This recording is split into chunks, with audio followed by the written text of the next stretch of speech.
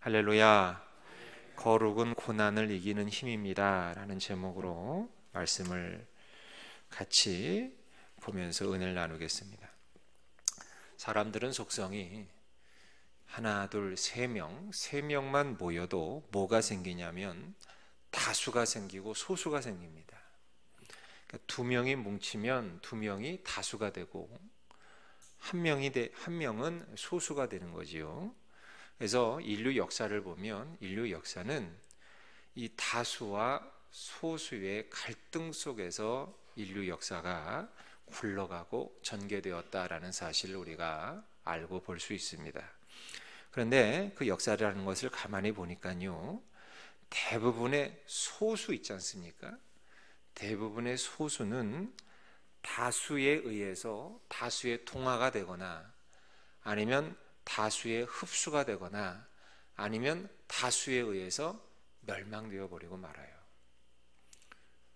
그러니까 다수의 동화 혹은 다수의 흡수 혹은 다수에 의해서 멸절되어 버리고 마는 것이 소수라는 거예요. 소수.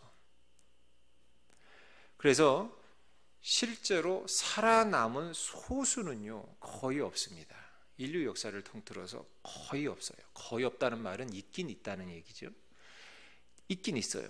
그래서 역사상 살아남은 대표적인 소수가 누구냐 하면 둘이 있는데, 하나는 유대인이고요, 또 하나는 초기 그리스도인들입니다. 초기 그리스도인들. 그런데 이 두 그룹의 공통점이 뭐냐면, 공통점이 자기 자신들 스스로를 거룩한 공동체로 인식했다는 점이에요. 거룩한 공동체. 우리는 거룩하다. 우리는 거룩한 공동체다. 이거를 그 두 그룹은 늘 인식했다는 거예요. 근데 여러분, 거룩이 무슨 뜻인지 많이 말씀 들으셨죠? 설교에서. 거룩은 어떻게 이렇게 하고 이렇게 거룩 하여튼 그런 의미가 아니라, 우리 성경에서의 거룩의 뜻은 뭐예요? 히브리어로는 카도시라는 말인데, 구별되었다는 거죠. 구별되었다. 그러니까 뭔가 다르다는 뜻이에요. 거룩은 다르다, 다른 것, 구별된 것, 이게 거룩입니다. 그러니까 거룩한 공동체라는 것은 뭐예요? 뭔가 난 너희들하고 달라라는 거예요. 우리는 달라. 우리는 구별되었어. 너희랑은 좀 달라. 구별되었어. 이런 공동체로 자신들을 인식했다는 거예요. 그래서 이 유대인들 그리고 초기 그리스도인들, 이 사람들은 소수였어요. 소수였지만 자신들의 특징을 이 세상 사람들과는 다르다라는 것에서 찾았다는 거예요. 그리고 그들은 자기 자신을 하나님의 백성으로 인식했다는 거예요. 소위 말해 선민의식이죠. 선택된 민족, 선민. 그런데 여러분, 바로 이것이 이들에게 힘이 되었다는 거예요. 힘이 되었다. 대부분의 사람들은요, 내가 누군가라는 것을 파악하는 것을 사회 경제적인 측면에서 자기 자신을 파악해요. 내가 누구냐? 그래서 내가 지금 돈이 얼마나 많으냐? 내가 지금 타고 다니는 차가 뭐냐? 나는 지금 몇 평에 사느냐? 나는 지금 어떤 브랜드의 옷을 입었냐? 나는 지금 내 직위가 어디이냐? 그 외부에서, 자기 내부가 아니라 자기 외부에서 자기 가치를 찾아요. 여러분, 그래서 그러다 보니까 외부에서 자기 가치를 찾다 보니까 완전한 만족이 없는 거예요. 있을 리가 없죠. 완전한 만족이 없어요. 끊임없는 불만족 속에서 살아간다는 거예요. 끊임없는 불만족 속에서 사라지지 않는, 죽을 때까지 사라지지 않는 열등의식이 이 안에 있다는 거예요. 열등의식이. 그래서 언제나 자기 자신은 뭔가 부족하다고 느낍니다. 그러면서 항상 되풀이하는 말이 뭐냐? 언젠간 성공할 거야. 이 말을 되풀이하면서 살아가요. 나이가 50이 되고 60이 되고 70이 돼도 언젠가는 성공할 거야. 그 말만 되풀이하면서 살아간다는 거예요. 늘 바깥에서 자기가 누구인지 자기 존재의식을 찾으려고 하다 보니까 그렇다는 거예요. 그런데 여러분, 이런 사람들은 마치 바닷물을 마시는 것과 같다는 거죠. 바닷물, 여러분, 바닷물 마셔보셨나요? 짜지요. 그 마셔봐야 이 갈증이 해결이 안 된다는 거죠. 성취해도 끝이 없다는 거예요. 올라가도 늘 자기보다 잘난 사람이 있다는 거예요. 그러니까 계속 목마르지요. 계속 목말라요, 인생이. 그래서 나이가 그렇게 살다가 나이가 이제 50세쯤 이제 넘어가면 뭐가 밀려오느냐? 허무함이 밀려온다는, 허무함이. 내가 언제까지 이런 싸움을 해야 할지 허무함이 밀려온다는 거예요. 안타까운 인생이지요. 그러나 우리 그리스도인들은 내가 누구인지를 어디에서 찾느냐면 거룩에서 찾는다는 거예요. 거룩에서 내가 누구인지를 찾는다는 거예요. 거룩은 뭐예요? 다시 말씀드리지만 구별된 거지요. 나는 선택된 하나님의 백성이다. 구별됐다는 거죠. 나는 하나님의 자녀다라는 의식이 있다는 거예요. 내 뿌리는 세상에 있지 아니하다. 내 뿌리는 하나님께 있다. 그래서 이 외부의 변화에 의해서 흔들리지 않아요. 굶어도 아파도 힘들어도 슬퍼도 고난이 와도 근본이 흔들리지 않는다는 거예요. 왜? 뿌리가 하나님께 있기 때문에. 나는 구별되었다. 나는 하나님의 자녀다. 라는 이 소위 말해 이 거룩 의식이 그야말로 모든 고난을 이기게 만드는 근본이 되고 힘이 되는 거예요. 바울을 아시지요? 바울은 여러분 아시다시피 그야말로 온갖 고난이란 고난을 다 겪은 사람이에요. 눈이 설명 안 드리겠습니다. 그런데 어떻게 해서 그는 그런 고난을 이길 수 있었는가? 그는 자기 자신을 서신서에서 자기 자신을 소개할 때마다 늘 빼놓지 않은 말이 있어요. 나 하나님의 종 사도 바울은, 사도된 나 바울은. 자기 자신을 편지 서두 첫째 머리에 자기 자신을 소개할 때마다 나 하나님의 종 사도된 나 바울. 늘 이 말을 빼놓지 않아요. 뭐가 있었느냐? 그에겐 하나님의 뜻으로 예수의 사도로 부르심을 입었다는 소명의식이 그에게 있었다는 거예요. 난 하나님의 사도다. 난 하나님의 백성이다. 난 하나님의 종이다. 난 하나님의 자녀다. 이 구별되었다는 이 소명의식이 그를 매일같이 배만 타면, 왜 바울이 탄 배는 맨날 파손되는지 모르겠어요. 허구한 날 파손돼서 바다에 빠지고, 허구한 날 감옥에 갇히고, 굶기를 밥 먹듯이 하고, 맨날 매 맞고, 그런 말도 안 되는 그런 모든 고난에서 이 구별되었다는 이 소명의식이 그를 이기게 만들었다는 거예요.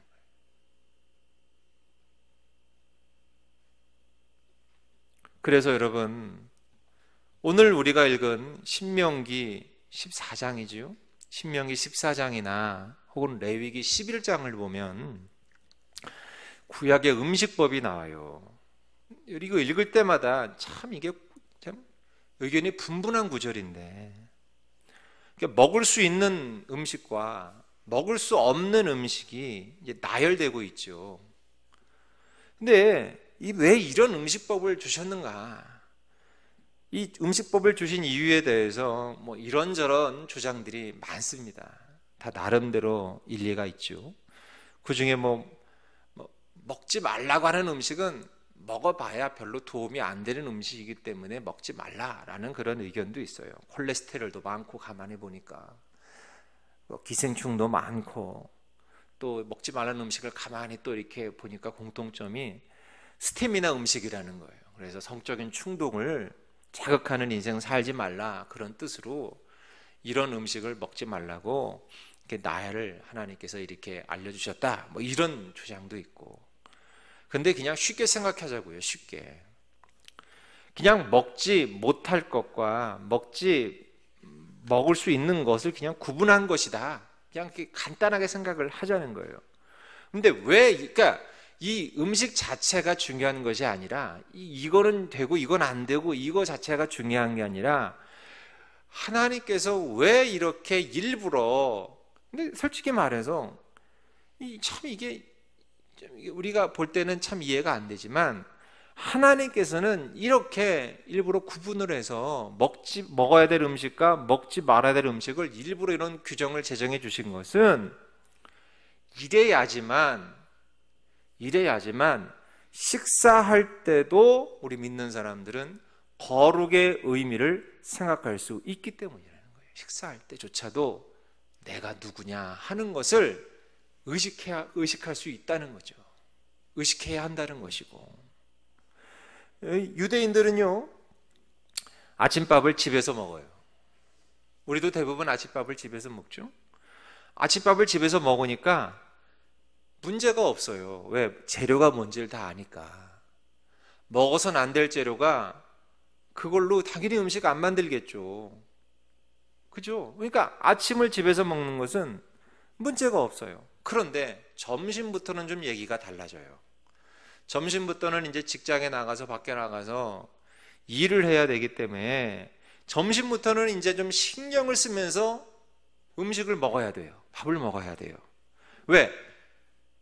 밖에 나가서 먹다 보면 뭐 친구 집에 가서 먹을 수도 있고, 뭐 거래처 가서 먹을 수도 있고, 아니면 일하는 거기 직장에서 일터에서 먹을 수도 있고, 그러다 보니까 남이 해준 음식을 먹을 경우가 있다는 거죠. 그러니까 음식 재료가 무언지 몰라요. 갈아서 넣고, 그죠? 뭐 쪄서 갈아서 넣고, 뭐 빠서 넣고, 뭐 이러면 이게 도대체 뭐가 들어갔는지 알 방법이 없다는 거예요. 그래서 불편한 거예요.